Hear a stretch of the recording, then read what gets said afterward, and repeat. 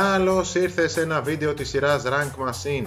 Είμαι ο Πάνος Αντίπας και σε κάθε επεισόδιο σου παρουσιάζω τη δισκογραφία ενός από τα πολύ αγαπημένα μου συγκροτήματα ή ενός πολύ αγαπημένου μου καλλιτέχνη της rock μουσικής, ταξινομημένη από το χειρότερο του άλμπουμ προς το καλύτερο κατά την προσωπική μου και μόνο άποψη. Μιας και το προηγούμενο βίντεο ήταν αφιερωμένο στους progressive rock γίγαντες Genesis, είπα κολλητά να αφιερώσω το επόμενο, αυτό εδώ δηλαδή, στον πρώτο τους frontman και τραγουδιστή, τον ένα και μοναδικό Peter Gabriel, ο οποίος στην απεγνωσμένη του προσπάθεια να ξεχωρίσει όσο γίνεται από τους υπόλοιπους rock stars της εποχής του ήταν ο άνθρωπος με τα χίλια πρόσωπα. Ανέβαινε στη σκηνή ενδεδειμένος με κόκκινο φόρεμα και κεφάλι αλεπούς, με κόμωση σε στυλ ανεστραμμένη πυραμίδα, με τεράστια κασκέτα από νάρκισσους, με φτερά νυχτερίδα σηκωμένα πίσω στην πλάτη του και έντονα βαμμένα μάτια, με ρωμαϊκού τύπου κράνος και σε συνδυασμό με απόκοσμο και αφηρημένο μακιγιάζ. Ο Peter Gabriel μου είναι ένας υπερβολικά συμπαθής καλλιτέχνης, ο οποίος σαν τραγουδιστής μπορεί να μην έχει βέβαια και την καλύτερη φωνή, ως συνθέτης όμως και frontman στα πρώτα χρόνια των Genesis και ως συνιδρυτής του WOMAD, δηλαδή ενός διεθνούς φεστιβάλ μουσικής, τεχνών και χορού, έχει προσφέρει πάρα πολλά στην παγκόσμια μουσική σκηνή. Στα albums τώρα που μας έχει δώσει στην προσωπική του καριέρα, κυρίως προς τα τέλη της δεκαετίας του 70 και στις αρχές της δεκαετίας του 80, του άρεσε να ανακατεύει τη New Wave με την Progressive Rock, το Experimental και το World στοιχείο και φυσικά την Pop και τη Rock. Στα τελευταία βέβαια δισκογραφικά του εγχειρήματα τα έχει εγκαταλείψει όλα αυτά και ασχολείται με κλασικές μόνο ενορχιστρώσεις. Ενδιάμεσα έχει κάνει και κάποια πολύ καλά soundtrack σε ταινίες όπως το Birdie και το Passion. Όμως soundtrack, συλλογές ή live albums δεν θα τα συμπεριλάβω στην παρουσίαση, μόνο τα studio albums που έχει κυκλοφορήσει ο Peter, και αυτά είναι συνολικά 9 και πάμε να τα δούμε χωρίς άλλα λόγια για εισαγωγή, ξεκινώντας από το λιγότερο αγαπημένο μου album του Peter Gabriel, που είναι το Scratch My Back του 2010. Έχω εκφραστεί επανειλημμένα σε προηγούμενα βίντεο ότι είμαι κατά των albums που βγάζουν κατά καιρούς καλλιτέχνες με διασκευές σε τραγούδια είτε αποκλειστικά ενός άλλου καλλιτέχνη είτε σε τραγούδια διαφόρων άλλων καλλιτεχνών, όπως είναι τούτο εδώ το Scratch My Back. Το πρώτο κόνσεπτ αυτού του εγχειρήματος είναι διασκευές του Peter σε τραγούδια άλλων καλλιτεχνών, με αντάλλαγμα και οι άλλοι καλλιτέχνες να διασκευάσουν αντίστοιχα ένα τραγούδι του Peter, δηλαδή Scratch My Back and I'll Scratch Yours.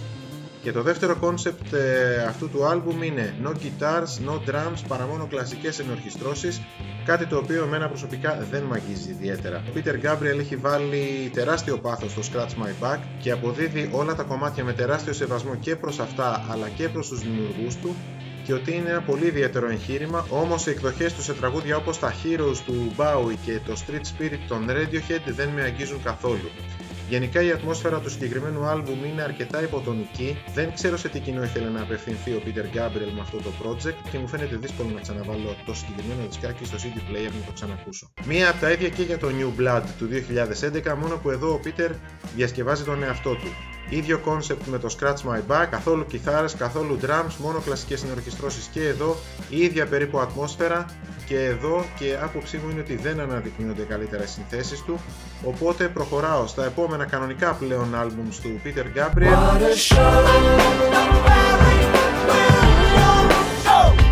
Ξεκινώντας από το Up του 2002, το οποίο είναι το τελευταίο φυσιολογικό studio album του Peter Gabriel.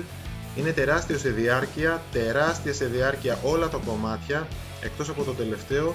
Είναι πάρα πολύ χορταστικό έως και κουραστικό για να το ακούσεις ολόκληρο με τη μία. Είναι progressive, είναι ηλεκτρονικό, είναι industrial, σε σημεία είναι μέχρι και χορευτικό. Έχει και τα κλασικά για Gabriel World στοιχεία και υπάρχει και συμφωνική ορχήστρα σε αυτό. Είναι ένα άλμπουμ υπερπαραγωγή, υπερλουστραρισμένο και καλογιαλισμένο, σε σημείο που εμένα τουλάχιστον κάπως με ξενίζει. Σίγουρα έχει κάποια πολύ αξιόλογα κομμάτια όπως τα Growing Up, I Grieve και The Barry Williams Show. Έχει όμως και κάποια αδιάφορα όπως τα No Way Out και My Head Sounds Like That. Overall είναι αρκετά ποιοτικό ως προς την τεχνική πλευρά, μέτριο προς καλό ως προς το περιεχόμενο.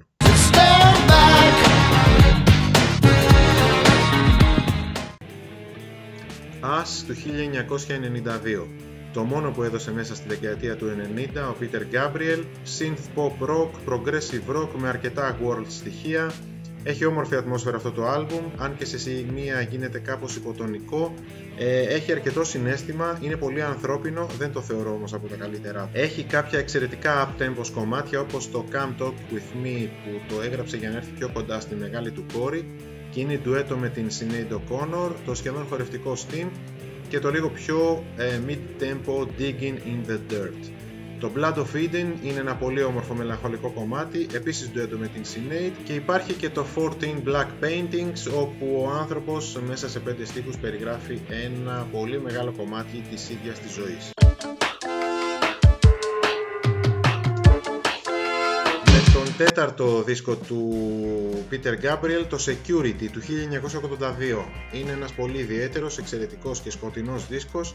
Ο Peter δίνει πολύ μεγάλη έμφαση και στους στίχους του βέβαια, κάθε τραγούδι είναι και μια διαφορετική κοινωνική και ανθρώπινη ιστορία. Έχει πολύ world beat, πολλά κρουστά, πολλά ηλεκτρονικά drums, γενικά είναι και αρκετά ηλεκτρονικό.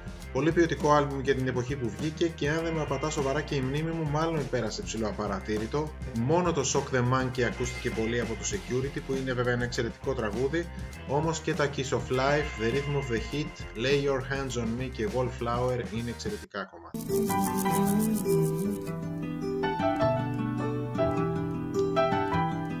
Peter Gabriel 2 ή Scratch, το δεύτερο προσωπικό άλμπουμ του Peter Gabriel που κυκλοφόρησε το 1978.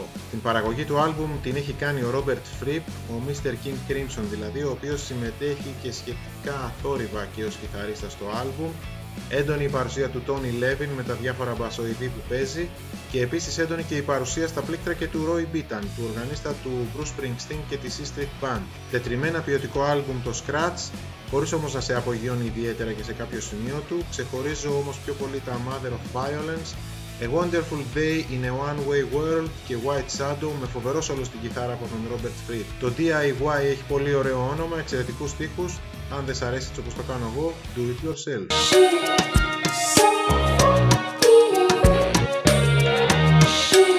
Peter Gabriel 3 ή Melt, ο τρίτος δίσκος του Peter, που κυκλοφόρησε το 1980, είναι ένα μείγμα εναλλακτικής rock, progressive rock και ηλεκτρονικής μουσικής, είναι και κάπως πιο πειραματικό. Έχει πολύ percussion που τα περισσότερα τα παίζει ο Phil Collins, χωρίς όμως να χρησιμοποιεί hi-hats και πιατίνια. Ήταν ένα από τα βίτσια του Peter εκείνων των ημερών, ο οποίος σημειωτέων βέβαια ξεκίνησε και αυτός ως drummer. Το Biko είναι το πιο εμβληματικό τραγούδι που έγραψε ποτέ ο Peter Gabriel, ένα πραγματικά ανατριχιαστικό τραγούδι για ένα μαύρο αγόρι από την Νότια Αφρική που έχασε τη ζωή του στον αγώνα του κατά του Apartheid, και είναι και ένα από τα πιο αντιπροσωπευτικά rock τραγούδια ειρήνης. Επίσης εξαιρετικά κομμάτια είναι και το ατμοσφαιρικό Lead a Normal Life και βέβαια το Games Without Frontier. Γενικά όμως είναι ένα υπερβολικά ποιοτικό άλμπουμ, το οποίο μετά από 40 χρόνια ακούγεται ακόμα φρέσκο, και για πολλούς είναι και το καλύτερο του Peter Gabriel.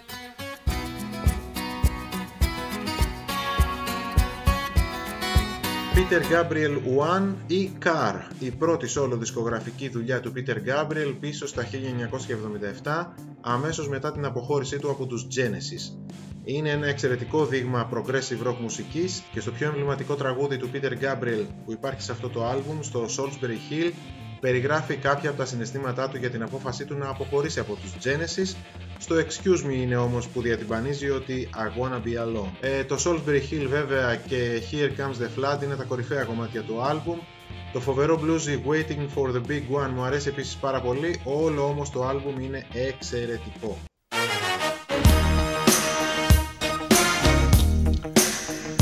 Μπορεί τα χρονολογικά 4 πρώτα άλμπουμς που κυκλοφόρησε ο Peter Gabriel να θεωρούνται τα καλύτερα.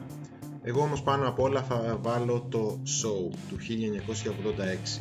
Είναι μια εκπληκτική συλλογή τραγουδιών στην οποία ο Peter Gabriel ανακατεύει με απίστευτη μαεστρία την art pop, την progressive rock, την experimental βρετανική rhythm and blues, πασπαλισμένη με στοιχεία νιγηριανής high life, με βραζιλιάνικα grooves και τις σενεγαλέζικες γριότες.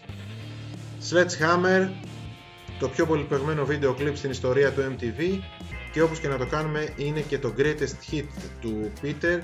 Πόσα χρόνια όμως και αν έχουν περάσει, όχι απλά δεν το έχω βαρεθεί να το ακούω, αλλά κάθε φορά ανακαλύπτω και καινούργια πράγματα σε αυτό. Το Show βέβαια, το άλμπουμ, εκτόξευσε τις μετοχές του Peter Gabriel, που από ένας cult καλλιτέχνης έγινε αστέρας πρώτου μεγέθους, Είναι και αναμφίβολα και ο πιο εμπορικός δίσκος του, και εκτός από το Sledgehammer εδώ μέσα υπάρχουν το συγκλονιστικό ντουέτο Don't Give Up με την Kate Bush, το σούπερ χορευτικό funk Big Time, το σπαρακτικό κοινωνικό δράμα Red Rain, βασισμένο σε ένα όνειρο που είδε κάποτε ο Peter, αλλά και τα εξαιρετικά That Voice Again και In Your Eyes.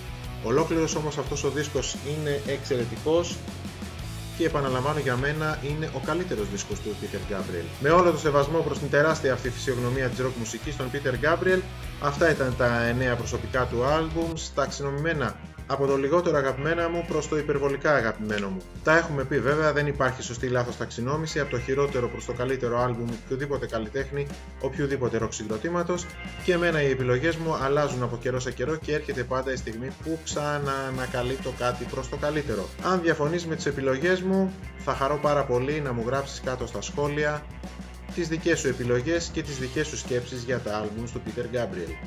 Να είσαι καλά και σε περιμένω σε κάποιο άλλο βίντεο της σειράς Rank Machine.